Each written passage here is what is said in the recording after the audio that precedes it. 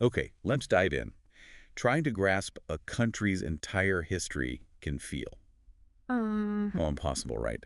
Imagine just having a huge stack of notes, maps, diaries, everything covering centuries. Exactly. It's like a dense forest of information. And our job today is basically to find the quickest, clearest path through it all. We're aiming to pinpoint those really crucial moments, the turning points, without getting bogged down in every single detail. And today, that deep dive is into the incredibly rich and complex history of the UK. We've got material here stretching back, well, thousands of years. All the way from the earliest signs of human life right up to things like Brexit, which are still shaping the world. So we'll unpack this together, pull out the key insights, maybe some surprising facts. And connect the dots, really. Give you that shortcut to understanding Britain's long, often dramatic story.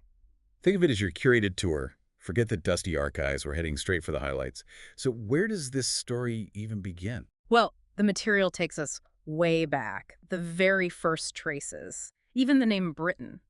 It's thought it might come from an old Celtic word, possibly linked to the White Cliffs of Dover. Ah, those iconic cliffs. A natural starting point, really. Definitely. And you can still see evidence of those early people. We're talking Neolithic structures like long barrows, these ancient burial mounds. And Stonehenge, of course. And Stonehenge, yes.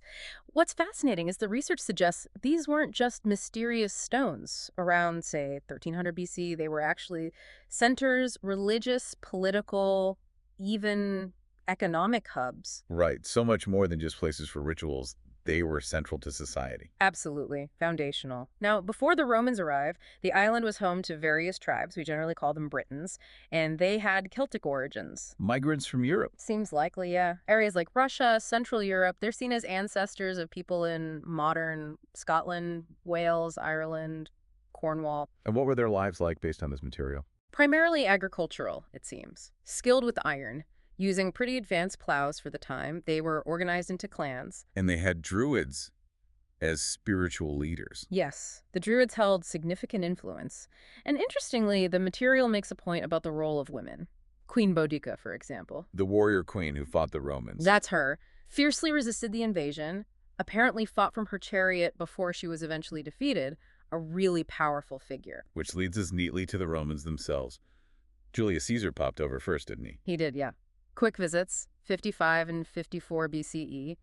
More like scouting missions, perhaps. But the real invasion, the one that stuck, was later. Much later. 43 AD, under Emperor Claudius. That was the full-scale conquest that established Roman Britannia. And did they give reasons? I mean, why invade Britain? Oh, yes. The material lays out a couple of justifications. One was that the British Celts were helping out the Celts in Gaul, causing trouble for Rome over there. Okay, strategic. And the other was purely practical. Britain was seen as a granary, basically, a source of food to supply the Roman army fighting on the continent. Feed the troops, weaken the enemy, make sense in a brutal way. Pretty much. And once they were here, they made their mark. Fortifications everywhere. Hadrian's Wall being the most famous. Absolutely. Built around 120 AD, marked the northern frontier, controlled movement. They also founded Towns Londinium, the start of London, built roads, baths, the whole Roman package. But it didn't last forever. Why did they eventually leave? By the late 4th century, things were getting difficult. Pressure was building. You had raids from the Picts up north, the Scoti from Ireland hitting the coast. And threats from Europe, too. Yes. Germanic tribes, Saxons, Angles were increasingly making inroads into the south and east. The empire itself was overstretched. So they started pulling troops back. Exactly. Began withdrawing forces around 383 AD, and the last Roman legions were gone by 410 AD. Leaving Britain pretty vulnerable, I imagine. Which brings us to the so-called Dark Ages. Roughly 450 to 800 AD. It's called that mainly because, well, written records become much scarcer compared to the Roman era. It's harder to know exactly what was going on. But it's a time rich in legend. King Arthur. Right. The stories probably grew out of this period, maybe based on a real Romano-Celtic leader fighting invaders, but the historical evidence is thin, What's clear is the arrival of new groups. The Jutes, Angles, and Saxons. These Germanic peoples started settling in larger numbers. The Anglo-Saxons, were they peaceful settlers? Not initially. The early raids, starting around 360 AD, sound pretty brutal. There's a grim detail mentioned. A British monk suggested a law of innocence to protect non-combatants. And the Saxons. Apparently dismissed it as a strange and foreign concept. Gives you a sense of the violence involved in those early settlements, which really kicked off around 430 AD. Wow, that really paints a picture. And these settlements eventually formed the basis of England. Absolutely. After a lot of fighting, their kingdoms emerged. Kent from the Jutes, Sussex, Wessex from the Saxons, East Anglia, Mersey from the Angles. These became the foundations for many English counties. You can even see it in place names, right? You really can. The material points this out. Names ending in ing, meaning folk of like Reading, ham, meaning farm or village like Birmingham, Helleton, meaning settlement, Southampton. They're like linguistic fossils of Anglo-Saxon settlement. That's fascinating. A direct link. And something else returned during this time. Christianity. It had faded in the Anglo-Saxon areas, but was reintroduced from Rome. St. Augustine arrived in Kent in 597 AD. And converted the local king. Yes, King Ethelbert of Kent. That was the start of Christianizing the Anglo-Saxon kingdoms again. Okay, so kingdoms are forming, Christianity is back, things settling down. You'd think so. But then a new wave of trouble arrived from the sea. The Vikings. Ah, the Northmen. When did they start appearing? The raids began around 793 AD. Lindisfarne Monastery was famously sacked. These attacks were initially focused on wealthy, vulnerable targets, like monasteries. But they became more ambitious. Much more. In 865 AD, the great army of heathen Danes arrived. They weren't just raiding, they came to conquer and settle. They established the Danelaw Danish rule over large parts of Northumbria and East Anglia. And who stood up to them? Alfred, the Saxon king of Wessex, Alfred the Great. What made him great? He didn't just fight back, he organized. He built defenses, expanded his own territory, taking London and parts of Mercia. He really rallied the Anglo-Saxons, positioned himself as a potential ruler of all Britain, a Bretwalda. So he laid the groundwork for unification. He did. And his grandson, Athelstan, actually achieved it. Between about 912 and 954, Wessex conquered the Danelaw. Creating the Kingdom of England. For the first time, yes. A single kingdom uniting the Anglo-Saxon and Danish areas. But staying united wasn't easy. I remember Ethelred the Unready. Ah, yes. His big policy was paying Danegeld protection money to the Vikings. Does that work? Not really. The material suggests it just encouraged more demands. Ironically, though, it did lead to a more organized, regular tax system to raise the money, but it signaled weakness. And opened the door for Danish kings eventually. Briefly, yes. Sweyn Forkbeard, Canute the Great. They actually ruled England for a period, showing the Viking influence remained strong. Until the Saxons regained the throne with Edward the Confessor in 1042. Right. Edward was Ethelred's son. But crucially, his mother was Norman, and he'd spent years exiled in Normandy. So Norman influence at court. Significant influence, yes. And this Norman connection is key to understanding. 1066. The big one. Edward died without an heir. Exactly. The Witan, the Council of Nobles, chose Harold Godwin, a powerful English earl, as king. But someone else had other ideas. Duke William of Normandy. He claimed Edward had promised him the throne years earlier during a visit. He challenged Harold's right. And Harold had problems elsewhere too, didn't he? A terrible year for him. He had to race his army north to Yorkshire to fight off a huge Norwegian Viking invasion led by Harold Hardrada. Which he won at Stamford Bridge. He did. A major victory. But while his army was exhausted and recovering up north, William landed his invasion force on the south coast. Terrible timing, leading to Hastings. October 14th, 1066. Harold rushed his tired troops south. The material describes a brutal battle. William's Norman knights, his cavalry, proved decisive against Harold's shield wall. And Harold was killed. Yes, defeated and killed. William of Normandy became William the Conqueror. The Norman Conquest, a complete transformation. What happened immediately after? William was crowned on Christmas Day that same year. He then spent years brutally putting down English resistance, building castles all over the country to control the land. And politically. A massive shift. England's ties with Scandinavia were basically severed. It was pulled firmly into the orbit of France and continental Europe. What about the structure of society? Radically changed. William introduced the feudal system. The core idea, as the material explains, was that the king owned all the land. All of it. All of it. He then granted large estates to his loyal Norman barons, who in return owed him knights, military service, and absolute loyalty.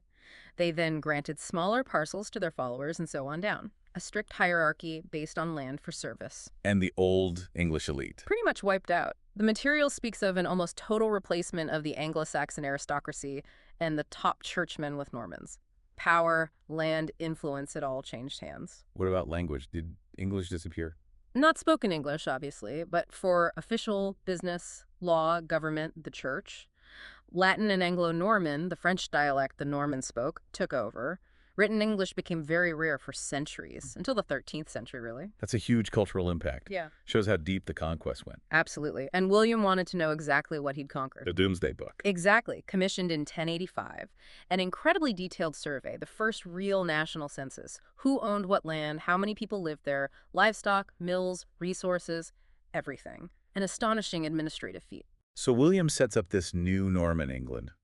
What happens after him? More stability. Not immediately. His sons, William Rufus and Henry III, ruled. Henry really wanted to pass on both England and Normandy, but his only son died in a shipwreck. Disaster. Leading to succession problems. Big time. It boiled down to a contest between his daughter Matilda, who was married to Geoffrey Plantagenet, the Count of Anjou in France, and his nephew Stephen de Blois. Which led to fighting. Yes, a period of civil war known as the Anarchy. It was messy. Eventually they agreed Stephen could be king, but Matilda's son, Henry, would succeed him. And this Henry becomes Henry II, the first Plantagenet king. Right. And he inherits not just England and Normandy, but also Anjou from his father, and then huge territories in France, like Aquitaine, through his marriage to the powerful Eleanor of Aquitaine. So he controlled a massive amount of land. An enormous empire stretching from Scotland down to the Pyrenees. The material calls it the Angevin Empire. He actually controlled more of France than the French king himself, which caused, well, constant friction. Must have been complicated. Very. And his family life wasn't simple either. He had major quarrels with Eleanor and his sons, including Richard and John, who would both become king. Richard the Lionheart comes next. Yeah. Famous Crusader king. Richard I. Popular, seen as chivalrous, but the material notes he spent hardly any time in England. Mostly off fighting in the Holy Land. Got captured on his way back, cost a fortune to ransom him. And when he died, his brother John took over. King John. And he's where we hit another really pivotal moment. Why was John so significant? Seems he wasn't very popular. Deeply unpopular, according to the material. Seen as greedy, imposing high taxes, militarily incompetent, he lost most of the remaining English lands in France, like Normandy.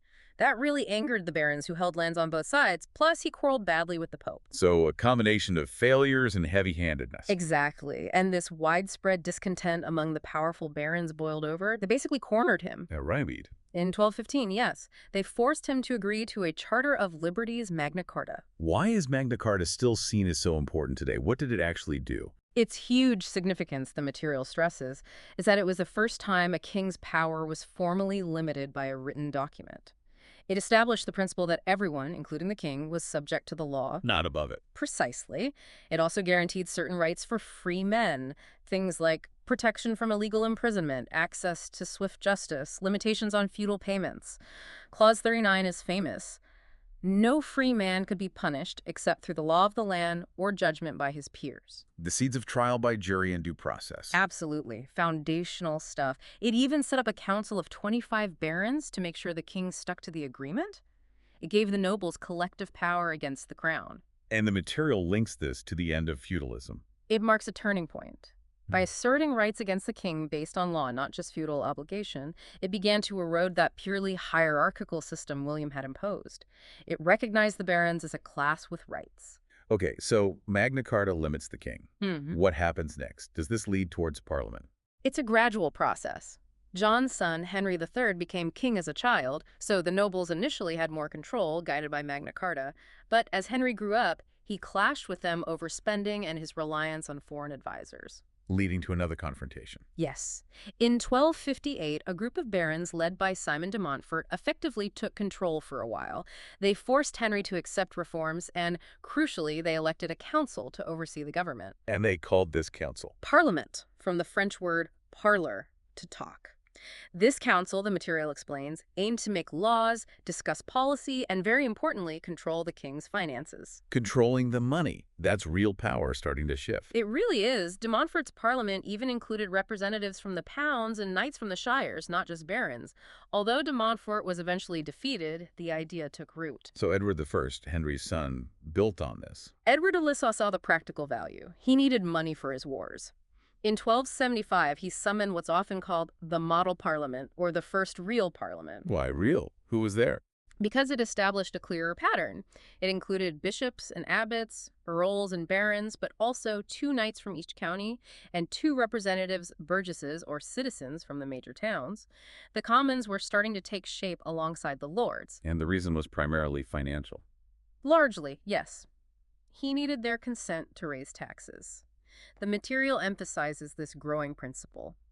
What touches all should be approved by all, which evolved into no taxation without representation.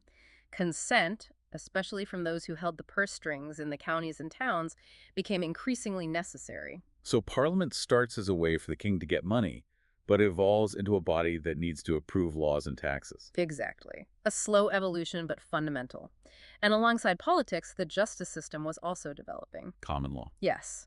Instead of just local customs, judges appointed by the king traveled the country, making decisions based on precedent and custom, creating a law common to the whole kingdom. And how trials were conducted changed too. The old methods, like trial by ordeal, sticking your hand in boiling water, that kind of thing, or trial by combat, were gradually replaced. The material notes that by the end of the 12th century, trial by jury was becoming more common. A more rational system. And culturally. You see the first glimmers of the Renaissance filtering in from Italy. A greater emphasis on reason. Towns were growing, becoming centers of trade and learning. And universities were founded: Oxford around 1096, Cambridge in 1209. So lots of foundational development. But then things take a darker turn in the late Middle Ages. A really tough period, roughly 1300 to 1485. Climate change led to crop failures and the Great Famine early on. And then the big one, the Black Death. Catastrophic, arrived in 1348. The material estimates it killed maybe nearly half the population of England in just over a year. Imagine the impact: social, economic, psychological. Reduced the population from maybe 8 million down to 3 million. Unbelievable. Society must have been turned upside down. Completely. Labor shortages, shifting power dynamics between lords and peasants, massive disruption, and all this happened during a long, drawn-out war. 100 Years' War with France. Though it wasn't actually 100 years nonstop. No, more like a series of conflicts between about 1337 and 1453. It started with Edward III claiming the French throne. What else fueled it? Control over the valuable wool trade was a big factor. Disputes over English lands still held in France, and the French kept supporting Scotland against England. There were some famous English victories, weren't there? Definitely. Edward III's son, Edward the Black Prince, won renown at battles like Poitiers, even capturing the French king, and later, Henry V's incredible victory against the odds at Agincourt in 1415. A legendary English moment. But the French eventually turned the tide. Famously inspired by Joan of Arc. A peasant girl who claimed divine visions, rallied the French troops, lifted the siege of Orleans. She completely changed the momentum. Though captured and executed, her impact was huge. And England lost its French territories. Pretty much all of them by 1453, except for the port of Calais. A huge blow after centuries of involvement. And were things stable back in England? Not entirely. The material mentions crisis years. The Peasants' Revolt in 1381 is a major example. What caused that? A combination of things. High taxes after the wars, especially a new poll tax, but also attempts by landlords facing labor shortages after the Black Death to restrict peasants' wages and freedom, trying to push them back towards serfdom.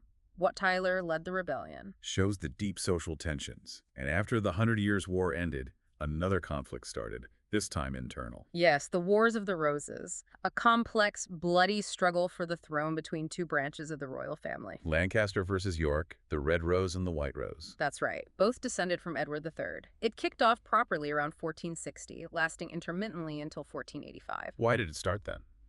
The Lancastrian king, Henry VI, is described as weak and mentally unstable. This created a power vacuum exploited by his ambitious cousin, Richard, Duke of York, who had a strong claim himself. So years of fighting between these factions. Exactly. Kings came and went. Edward IV from the House of York took the throne. After his death, things got very murky. The princes in the tower. His 2 young sons, Edward V and his brother, they were placed in the Tower of London for protection by their uncle, Richard, Duke of Gloucester, and then they disappeared. And the uncle became King Richard III. He did. The traditional story, heavily shaped by later Tudor propaganda, paints him as the villain who murdered his nephews. The material acknowledges this view, but also the historical debate around it. Their fate remains a mystery. But Richard III didn't last long either. No. His reign ended at the Battle of Bosworth Field in 1485. He was defeated and killed by Henry Tudor. Who was Henry Tudor? A claimant with Lancastrian ties, though somewhat distant. His victory at Bosworth effectively ended the Wars of the Roses. And the material says this marks the end of the feudal period. It's seen as a major turning point. The old nobility had been decimated by the wars. Henry Tudor's victory ushered in a new dynasty and a different style of monarchy, less reliant on the old feudal structures. The Tudors, starting with Henry VII. Henry VII, Welsh origins. His main focus after winning the throne on the battlefield was stability. Understandable after decades of civil war. Absolutely. The material stresses his shrewdness. He built up royal finances, used diplomacy, strengthened central government control, encouraged trade, even started building up a merchant navy. He left a kingdom that was stable and solvent. A good foundation for his son, probably the most famous Tudor of all. Henry VIII. Known, of course, for his 6 wives and his desperate quest for a male heir to secure the Tudor dynasty. And that quest led to a monumental break with the past. The English Reformation. Henry split from the authority of the Pope and the Roman Catholic Church. Was it driven by religious conviction? Not initially, according to the material. It was primarily political and financial. He needed the Pope's permission to annul his marriage to Catherine of Aragon, who hadn't produced a male heir. The Pope refused. So Henry just broke away. Essentially, yes. The Act of Supremacy in 1534 declared the king, not the Pope, the supreme head of the church in England. This gave him the power to grant his own annulment, but also access to the church's enormous wealth. It mentions he was even called Defender of the Faith by a pope earlier. Ironically, yes, for writing a book defending Catholicism against Martin Luther shows how political expediency trumped his earlier views. And seizing church wealth meant closing the monasteries. Exactly. Between 1536 and 1539, hundreds of monasteries and convents were dissolved, their lands and riches confiscated by the crown, a massive transfer of wealth. Did this period see other developments? Yes, the Royal Navy grew in importance, and the relationship between monarch and parliament became closer as Henry needed parliament's support to enact his religious changes. Henry VIII had 3 children who ruled after him. Yes. First, his young son, Edward VI. He was strongly Protestant but died young. His reign was dominated by Protestant advisors. Then a brief interruption. Lady Jane Grey. Put on the throne for just 9 days as part of a political plot, then overthrown and executed. Which brought Henry's eldest daughter, Mary I, to power. Mary I, England's first undisputed queen regnant. She was fiercely Catholic, daughter of Catherine of Aragon. And tried to reverse the Reformation. Yes, aggressively. Restored papal authority, married Philip II of Spain, a deeply unpopular move, and persecuted Protestants. Around 300 were burned at the stake, earning her the nickname Bloody Mary. She desperately wanted a Catholic heir but died childless. Leaving the throne to her half-sister, Elizabeth I. Elizabeth I, one of England's most iconic monarchs, the Virgin Queen. What defined her reign? She steered England back to Protestantism but aimed for a more moderate settlement. Famously defended England against the Spanish Armada in 1588. She cultivated a powerful image of herself as devoted solely to England. And she oversaw England's emergence as a global power. Definitely. The material highlights her encouragement of exploration, colonization, think Virginia, and international trade. She granted royal charters to joint stock companies. Like the East India Company. Yes, and the Levant Company, the Muscovy Company. These companies got monopoly rights to trade in certain areas, driving English commercial expansion. The material also notes the Africa Company Charter, marking England's formal entry into the transatlantic slave trade. Elizabeth died childless, ending the Tudor dynasty. Who came next? The Stuarts, from Scotland. Elizabeth's cousin, James VI of Scotland, inherited the English throne, becoming James I of England and Ireland in 1603. Uniting the crowns of Scotland and England. Yes, a personal union initially. The Stuart era, the material says, saw a flourishing court culture but was also riddled with instability plague, the Great Fire of London, war, and intense religious and political conflict. This is where the clash between king and parliament really heats up, isn't it? Absolutely. James, I believe strongly in the divine right of kings, that his power came from God, not the people or parliament. But parliament controlled the money. Increasingly so. James constantly argued with parliament over finances and foreign policy. He even dissolved parliament when it challenged him too much. The Gunpowder Plot in 1605, and attempts by Catholic conspirators to blow up parliament and the king, also made him stricter, though initially tolerant. And his son, Charles I, inherited these tensions. He did, and arguably made them worse.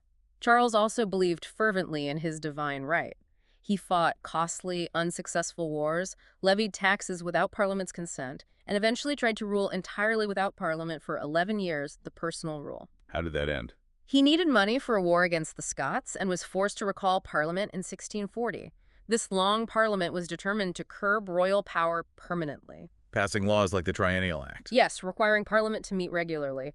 Tensions escalated, particularly over control of the army needed to suppress an uprising in Ireland. It finally boiled over into open conflict in 1642. The English Civil War. Who fought whom? It was the Royalists, or Cavaliers, supporting King Charles versus the Parliamentarians, or Roundheads. But the material stresses it was fundamentally about power. Did ultimate authority lie with the monarch claiming divine right, or with Parliament representing, at least in theory, the people or landowners? And Parliament won. The parliamentarian New Model Army, led by figures like Oliver Cromwell, eventually defeated the Royalists. King Charles I was captured, leading to an unprecedented event. The trial and execution of the king in 1649, charged with treason, making war against his own country, a truly revolutionary act. And England became a republic. Yes, the Commonwealth, later the Protectorate under Oliver Cromwell as Lord Protector. This period, the interregnum, 1649 to 1660, saw experiments in republican government, but Cromwell himself had a difficult relationship with his parliament and ended up ruling almost as a military dictator. He did refuse the crown when offered it, though. Why didn't the republic last? After Cromwell died, his son Richard couldn't maintain control. The army and political factions became deadlocked. There was a desire for stability. So they invited the executed king's son back. Exactly. In 1660, Charles II was invited back from exile. The Restoration. What was Charles II's reign like? Yeah. More stable. Somewhat. He was more pragmatic than his father.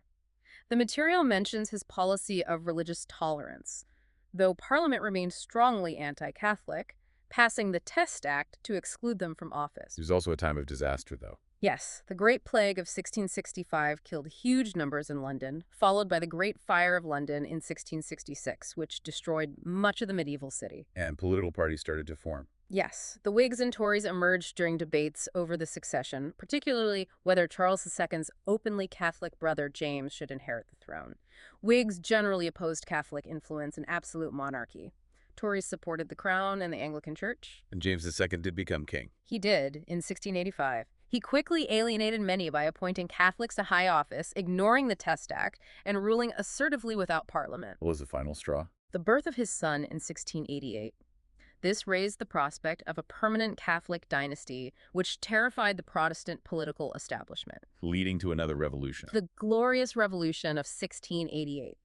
A group of prominent Whig and Tory leaders secretly invited William of Orange, the Protestant ruler of the Netherlands, who was married to James II's Protestant daughter, Mary, to bring an army to England. And James just left. William landed, James's support collapsed, and he fled to France. Parliament declared he had abdicated. And Parliament chose the next rulers. Crucially, yes. They offered the throne jointly to William III and Mary II.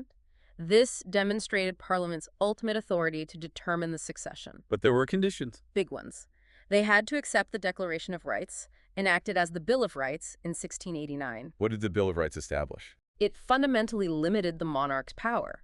No suspending laws, levying taxes, or maintaining a standing army without Parliament's consent. It guaranteed rights like free elections, freedom of speech in Parliament, and freedom from cruel and unusual punishments, and it barred Catholics from ever inheriting the throne. So a constitutional monarchy was firmly established. Absolutely. Power had decisively shifted. The monarch still had influence, but ruled through Parliament, not above it. Parliament became a permanent feature of government. After William and Mary came Mary's sister, Anne. Queen Anne, 1702 to 1714. Her reign saw party politics become even more entrenched.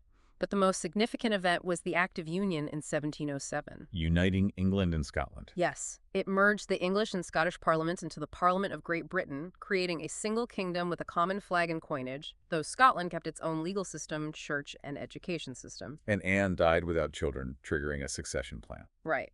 The Act of Settlement, passed earlier, dictated the throne should pass to the nearest Protestant relatives, the electors of Hanover in Germany. So George I arrives in 1714. A German king who barely spoke English. Pretty much. He was actually 52nd in line to the throne, but the closest Protestant. This Hanoverian dynasty ruled for a long time. Was it a stable period? Generally, yes. Despite some Jacobite rebellions supporting the exiled Stuarts, the long reigns, especially George III's, helped. Politically, the power of ministers grew. Is this when the prime minister role really develops? Yes, with figures like Sir Robert Walpole, often seen as the first prime minister, leading the government as the monarch stepped back from daily politics. The cabinet system also solidified. The king became financially dependent on parliament. And the empire continued to grow. Massively. Even with the loss of the American colonies after their War of Independence, Britain acquired vast territories elsewhere. And running alongside all this political change was something even more transformative. The Industrial Revolution, really gathering pace from the mid-18th century during George II's reign and accelerating under George III. What were the key drivers? The material points to several things. Better farming methods produced more food, feeding growing towns. People moved from the countryside to work in new industries. Inventions, simple machines at first, then more complex ones like the steam engine allowed for mass production. And the factory system. Yes, concentrating workers in one place, often with a strict division of labor. New energy sources like coal became vital. Infrastructure boomed: canals, better roads, later railways. Were there attempts to manage the social impact? Child labor. Some early limited factory acts were passed in 1802 and 1819, trying to regulate conditions, especially for children, but it was a slow process. The material lists key features. New materials. Iron and steel becoming much more common. New energy coal, steam, new machines spinning jenny, power loom, the factory system itself. Transport and communication breakthroughs, steam trains, the telegraph, science applied to industry. And a change in how people worked and thought. A huge shift. Workers became machine operators, needing discipline for factory life, and a general psychological change, a growing confidence in using resources and technology. This industrial power fuels Britain's dominance in the 19th century. Absolutely. The Victorian era Queen Victoria reigned from 1837 to 1901 is often seen as Britain's peak. It was the world's leading industrial nation, with a vast empire covering a quarter of the globe. Society changed rapidly, too. Huge population growth from around 13 million to over 40 million by the early 20th century. The middle class expanded dramatically. Voting rights were gradually extended to most men by the end of the century. What was Britain's main aim internationally? Controlling global trade routes and markets. The material mentions a policy of propping up the Ottoman Empire, Turkey, to prevent Russian expansion towards the Mediterranean and, crucially, towards India. India was central to the empire. Absolutely vital. But the empire wasn't always benign. The material mentions the Opium Wars against China, forced to accept opium imports as shameful. And challenges within the empire. The Indian Mutiny of 1857 was a major uprising against British rule, a significant step towards eventual independence. In Africa, interest shifted from the slave trade, which Britain abolished, to exploration, and then the scramble for Africa, carving up the continent with other European powers. What about places like Canada and Australia? These white settler colonies gained increasing self-government during this period, becoming dominions, still recognizing the British monarch, but largely running their own affairs. And there was a strong belief in the empire. Yes, the late Victorian era saw the rise of jingoism and aggressive nationalism and belief in Britain's right, even duty to rule over other peoples. Though the material notes the costs often started to outweigh the benefits. Which brings us to the 20th century, a period of dramatic change for Britain's place in the world. A huge shift. From undisputed top dog at the start to one of the big three victors in WWII to, well, by the 1970s, no longer considered a major global power. What caused this decline? The material points to the crippling cost, human and financial, of 2 world wars. The expense of maintaining the empire against growing nationalism. And slipping behind competitors in industrial innovation and investment. Let's look at World War I, 1914-1918. How did it start? Triggered by the assassination of Archduke Franz Ferdinand. But deeper causes included the complex web of alliances, imperial rivalries, and an arms race. Germany's invasion of neutral Belgium brought Britain into the war. What characterized the fighting? After initial German advances, it bogged down into horrific trench warfare on the Western Front. Battles like the Somme in 1916 saw catastrophic British casualties for minimal gain. But the war was fought elsewhere, too. Yes, in the Middle East, against the Ottoman Empire, and at sea. Germany's unrestricted submarine warfare eventually provoked the USA into joining the war in 1917, which tipped the balance. Germany surrendered in November 1918. What were the consequences back in Britain? Huge national debt, higher taxes, labor unrest, leading to events like the General Strike in 1926. A deep economic depression hit in the 1930s, causing mass unemployment. And fear of Hitler's Germany led to rearmament later in the decade. Politically, the Labour Party rose. Yes, emerging from the trade union movement, advocating socialism. They formed their first minority government in 1924, challenging the old liberal conservative dominance. And women finally got the vote. A long struggle. The suffragettes used militant tactics. Women's vital work during the war effort was crucial. They got partial suffrage in 1918, over 30s, then equal voting rights with men at 21 in 1928. What about Ireland during this time? Conflict intensified. Home rule, promised before the war, was delayed. The Easter Rising in Dublin in 1916, though crushed, fueled the independence movement. A guerrilla war followed, leading to partition. The Anglo-Irish Treaty of 1921 created the Irish Free State, most of Ireland, as a dominion, while Northern Ireland remained part of the UK. This led to a bitter civil war within Ireland itself. The Free State eventually became a republic. And just 20 years after WWI ended, another global war began. World War II, 1939-1945. The failure of the League of Nations and appeasement policies couldn't stop Hitler's aggression. Britain and France declared war after Germany invaded Poland. Early stages were bad for Britain. France fell quickly in 1940. The British army was evacuated miraculously from Dunkirk. Britain stood alone under Churchill's leadership. The RAF won the Battle of Britain, preventing invasion, but German bombing raids, the Blitz, caused devastation. The war expanded globally. Japan attacked British colonies in Asia, Malaya, Singapore, Burma.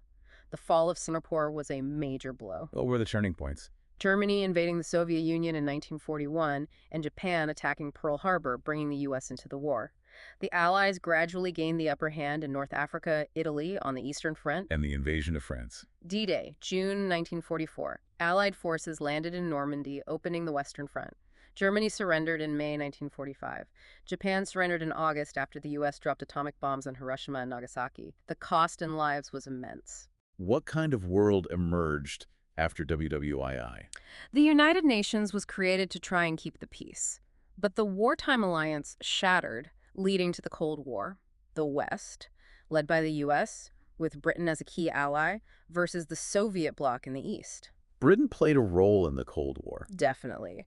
Involved in the Berlin airlift, a founding member of NATO sent troops to the Korean War. Britain also developed its own nuclear weapons, becoming the third nuclear power. But its influence was waning. Yes.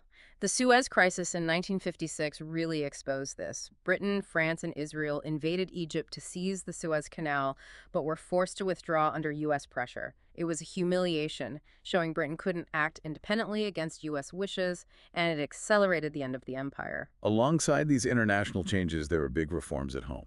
A major effort to build a better society after the war, the creation of the welfare state. What did that involve? Key pillars were free secondary education for all, 1944. The National Health Service, NHS, providing free health care, 1946. And the National Assistance Act, ensuring financial support, 1948. Guaranteeing social rights work, health, security. And the government took over key industries. Yes, nationalization, the Bank of England, coal mines, railways, electricity, gas, all brought under state control. Britain became a social democracy. And the empire was dismantled. Rapidly. India and Pakistan gained independence in 1947 after a long struggle led by Gandhi, though partition was violent. Palestine, Ceylon followed. After Suez, decolonization accelerated across Africa and elsewhere through the late 50s and 60s. Were there conflicts over remaining territories? Yes, disputes over places like Hong Kong, Gibraltar, and the Falkland Islands. Argentina invaded the Falklands in 1982, leading to a war which Britain won. Moving towards the end of the 20th century, the material mentions years of discontent. Despite post-war optimism, the 1970s saw economic problems, industrial decline, strikes, high inflation. Britain's production fell behind competitors. Social changes, too. Significant immigration from the Commonwealth, mainly from the Caribbean and South Asia, began in the 50s and changed the face of Britain, sometimes leading to social tensions, especially in poorer areas.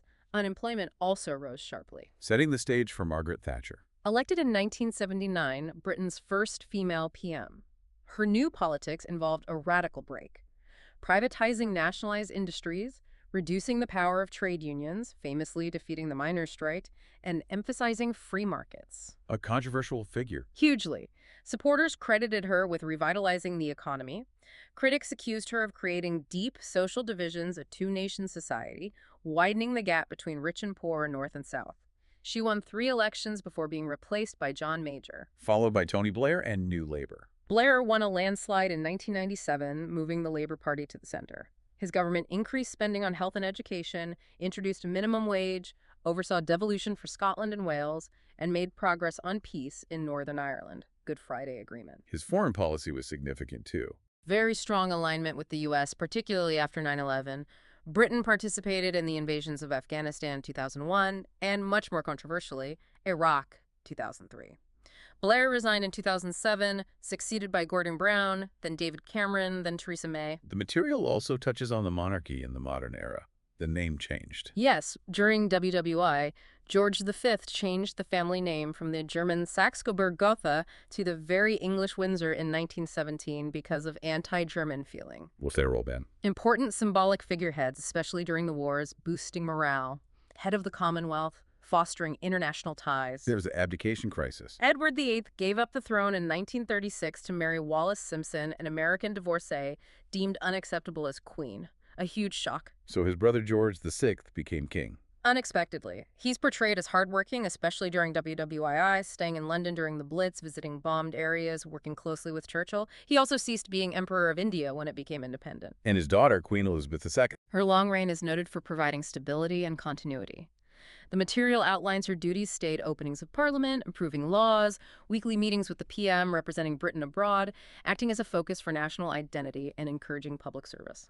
Which brings us right up to the final major event covered, Brexit. Short for British exit. The decision via a referendum on June 23, 2016 for the UK to leave the European Union. A shock result. Widely unexpected, yes.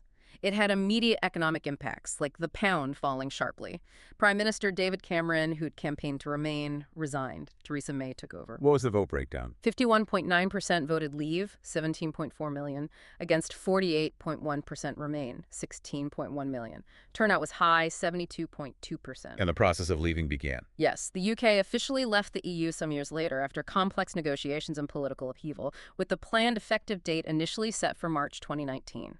That decision continues to shape Britain's path today. Wow, okay. So we've gone from Neolithic stones to Brexit, an immense journey. Invasions, kingdoms, civil wars, reformation, revolution, industrialization, empire building, empire dismantling, joining Europe, leaving Europe. It's quite a story. We've seen how power shifted, from kings to nobles to parliament, how society was reshaped by plague, technology, and ideas. Constant change, constant adaptation, often through conflict. Resilience seems to be a recurring theme, wouldn't you say? It does. Hopefully this run-through has helped map out some of that complexity for you, connecting the dots across the centuries. Maybe sparked a few new questions, too. Definitely. And thinking about that whole long sweep of history, Yeah. it leads to a final thought, doesn't it? I suppose so. Given this long trajectory of upheaval, adaptation, finding new paths, what does Britain's past suggest about its capacity to navigate the challenges and the opportunities of the future? It certainly gives you a lot to think about.